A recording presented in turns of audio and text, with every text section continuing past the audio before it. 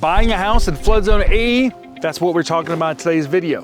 So we're going to show you how to be prepared to buy a house in flood zone AE. So let's get started.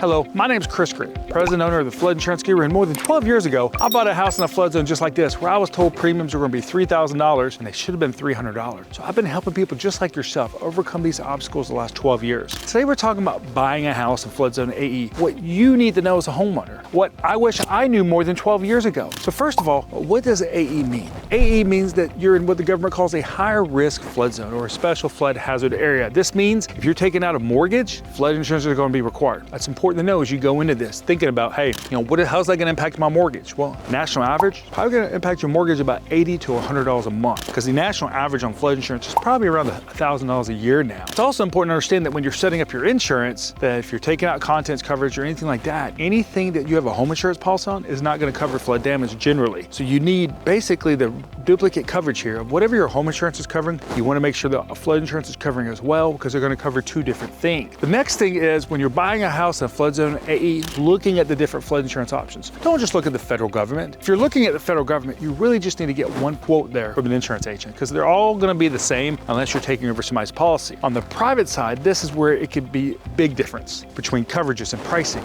We've seen proposals at $400 a year to $4,000 a year. We've seen it where you have full replacement cost on a flood insurance policy compared to the federal government where you don't. So it's really important if you're buying a house in flood zone AE that you get that option from the federal government, and then you get the options on the private side and get at least 3 different private flood insurance proposals from your insurance agent. Now, what if there's already a policy on the property? Can you take over that? You might be able to. In fact, I did that on my own property and I transferred it to someone else. This is called a policy assumption, and this generally can save you a lot of money in flood zone AE if you're buying a house. And how is that? Well, one reason is a lot of times these rates are no longer available. And so this means that you may be able to get a policy at $600 a year now with the federal government that really is maybe closer to the $3,000 mark, but they're going to increase the premium over time instead of all at once with taking out a new policy. So these are the benefits of a policy assumption. Now, if you're taking over someone's policy, you also want to account for about it taking about 7 to 10 business days for this to happen if you're trying to close on this house. So this is buying a house in flood zone AE. Now, one of the other questions we get with buying a house in flood zone AE is, can you change this flood zone? You absolutely can in some situations. I did in my situation. It's called a letter of map amendment, where you can prove that the property is above what's called the base flood elevation. This is the level the federal government thinks flooding could come to. Like you can see right here, if the water was coming right here and it was 100 feet above sea level, I really need to be at 101 feet. And an elevation certificate can easily show this. So this is buying a house in a flood zone AE.